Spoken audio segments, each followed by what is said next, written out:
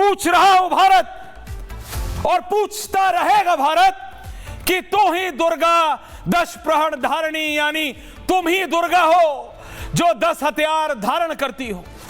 कमला कमल दल विहारिणी, तुम ही कमला यानी लक्ष्मी हो जो कमल पर विराजमान हो।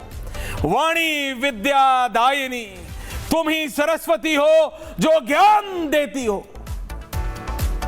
इससे इतनी घृणा, दुर्गा लक्ष्मी और सरस्वती से इतनी घृणा थी, और वो घृणा क्या आज तक चल रही है? ये हिम्मत कैसे हुई इन लोगों की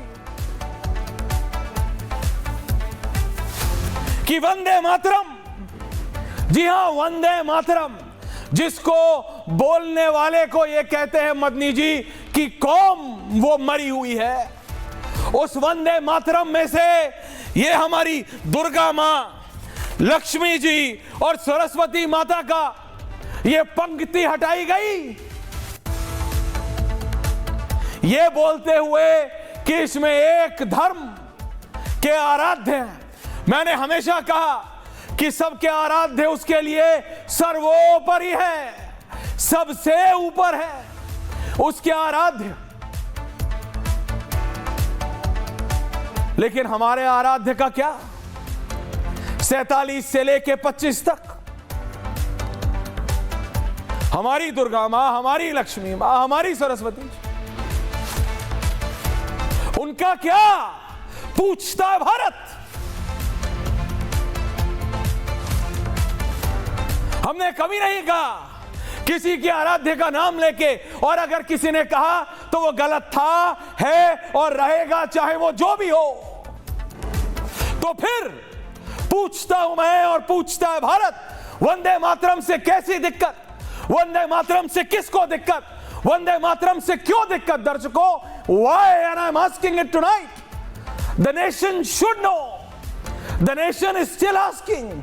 पूछता रहेगा भारत, किस लिए? ये क्या सोच है? वंदे मातरम बनाने वाले क्या सिर्फ हिंदू? वंदे मातरम के पीछे क्या सोच थी भारत की? भारत के उत्थान, भारत की उजागर। वंदे मातरम बनाने के पीछे क्या कोई एक धर्म नहीं? ये कमाल है। ये कांग्रेस पार्टी ने क्या नहीं किया हमारे देश के साथ? ये कांग्रेस पार्टी ने क्या नहीं किया हमारे देश के साथ कि आज आपको समझ आता है? जब 1870 में बंकिम चंद्र चटर्जी ने लिखा, यह बंगाली उपन्यास आनंद मठ का हिस्सा है। 1870 में संस्कृतनिष्ठ बंगाली में यह लिखा गया, पहली बार 1842 में यह प्रकाशित हुआ, 1950 में राष्ट्रीय गीत के रूप में अपनाया गया, और स्वतंत्रता आंदोलन का प्रमुख प्रेरणा स्रोत तो क्या कांग्रेस पार्टी, क्या राहुल गांधी आज, क्या सोनिया गांधी आज ये कहते हैं कि बंकिम चंद्र चटर्जी 1870 में मुसलमानों के खिलाफ थे इसलिए लिखा था उन्होंने? नहीं, ना ऐसा तब था ना ऐसा आज है। तब भी वो कुछ लोग, चाहे उस समय जिन्ना हो या आज मदनी जैसे लोग, वो जिन्ना जिसने उस समय 1935 में यह पंक्ति हटाने का प्रस्ताव रखा और 37 में ही इस कांग्रेस पार्टी ने हटा दिया था। क्यों? क्योंकि उसके अंदर हमारी दुर्गा मां, हमारी लक्ष्मी जी, हमारी सरस्वती माता का नाम था।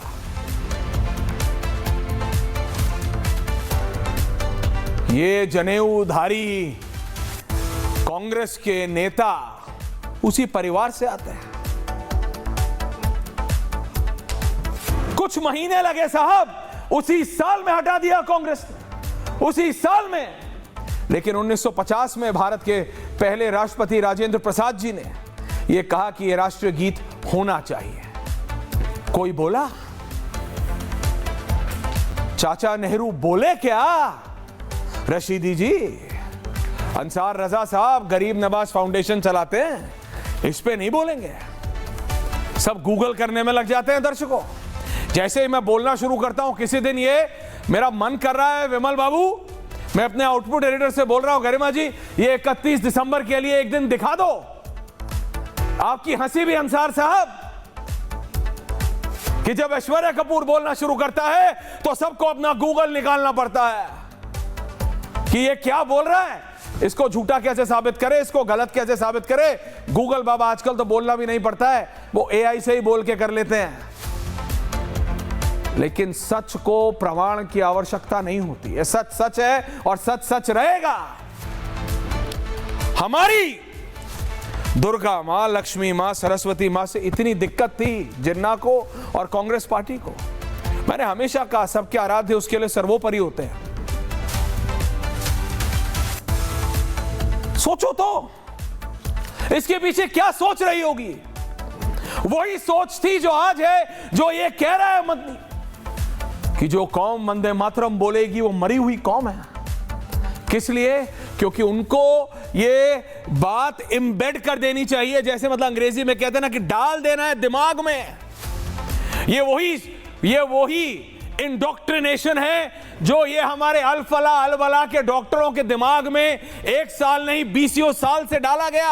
आपको लगता है ये रातों रात दवाई बनाने की विधि के जो डॉक्टर बने थे ये बम बनाने की विधि में चले गए? नहीं, किसी को 6 साल, किसी को 8 साल, किसी को स्कूल से ये ट्रेन हो रहे थे। उसी तरह से मदनी दिमाग में डालना चाहता है अगली पीढ़ी के कि वंदे मातरम नहीं बोलना।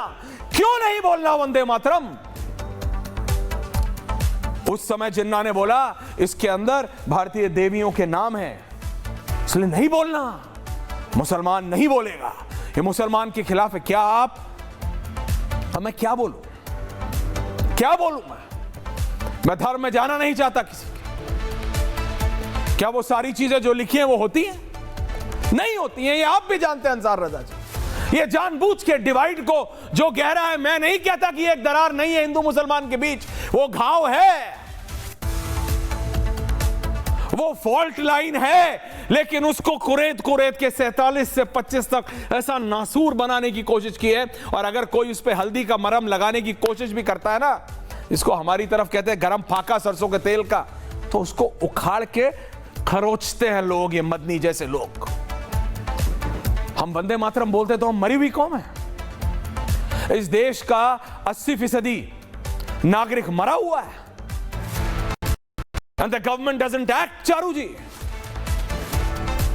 क्योंकि सरकार में बैठे हुए एक वरिष्ठ इंटेलिजेंस अफसर के क्लोज है मदनी जी। ये कहा जाता है, मैं नहीं कह रहा हूं, सोर्सेस बोल रहे हैं, इसलिए मदनी के खिलाफ कोई एक्शन नहीं होगा। क्योंकि कहीं ना कहीं किसी ना किसी से आपको कभी जरूरत पड़ जाती है। तो मदनी आपके टायर 2 कनेक्शन है, बैकडोर चैनल है। ये बोलने दे रहे हैं आप मदनी को खुलेआम बार बार। पहले सीनियर मदनी बोलते हैं, फिर जूनियर मदनी बोलते हैं। सरकार कह रही है 150 साल हो गए, we are ready to have a discussion. मैं देखता हूं राहुल गांधी क्या बोलते हैं वंदे मातरम पे। मैं मानता हूं कि मेरा नुक्ता साफ है, मैं मानता हूं कि मेरा उच्चारण साफ है, मैं सही कह रहा हूं। मैंने को 2 बार ये 10 प्रहरण धारणी बोलना पड़ा, 2 बार कम से कम 3 बार कि सही निकले। मैं चैलेंज करता हूं राहुल गांधी 100 बार में भी बोल देंगे तो नहीं बोल पाएंगे, नहीं बोल पाएंगे। I challenge Rahul Gandhi and the Congress party. Vande Mataram की स्पीच पे हिम्मत है तो लाओ राहुल गांधी और प्रियंका वाड्रा को।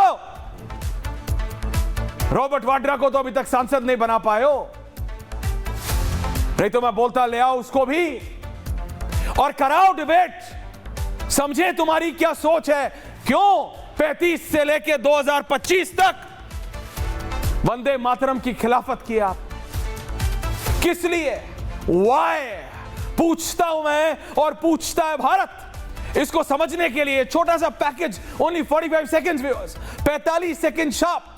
और फिर इन सब महान अनुभवों से पूछता हूं मैं कि आपको क्या दिक्कत है वंदे मातरम से। This special report.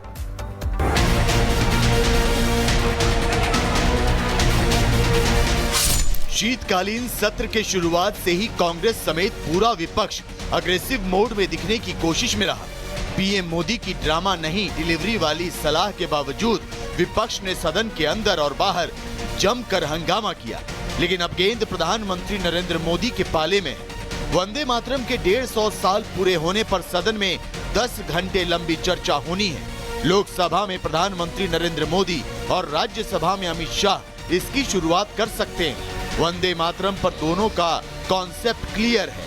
मतलब साफ है कि कांग्रेस को कल इन स्विंग आउट स्विंग के साथ साथ तेज रफ्तार बाउंसर को भी झेलना पड़ेगा, जिसके लिए राहुल और कांग्रेस कितनी तैयार है ये बता पाना अभी मुश्किल है। दरअसल बीजेपी वंदे मातरम पर कांग्रेस की पूरी लीगेसी को ही कटघरे में खड़ा कर रही है।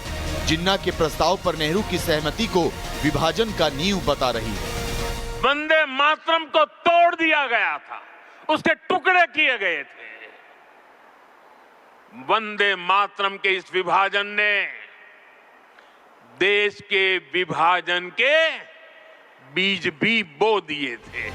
बीजेपी जवाहरलाल नेहरू के जरिए कांग्रेस को घेर रही है, तो विपक्ष राज्यसभा के उस बुलेटिन को लेकर हमलावर है जिसमें सांसदों के लिए जय हिंद और वंदे मातरम जैसे नारे लगाने पर रोक लगाई गई है। क्यों नहीं बोलेगा?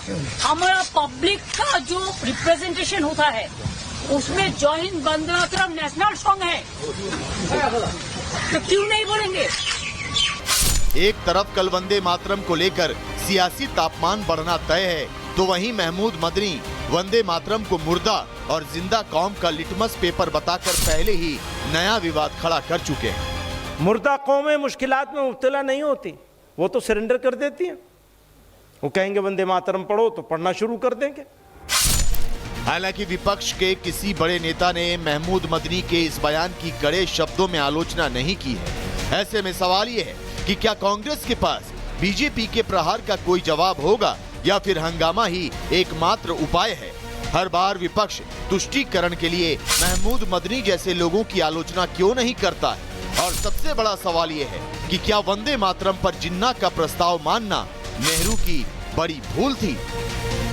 पूछता है भारत।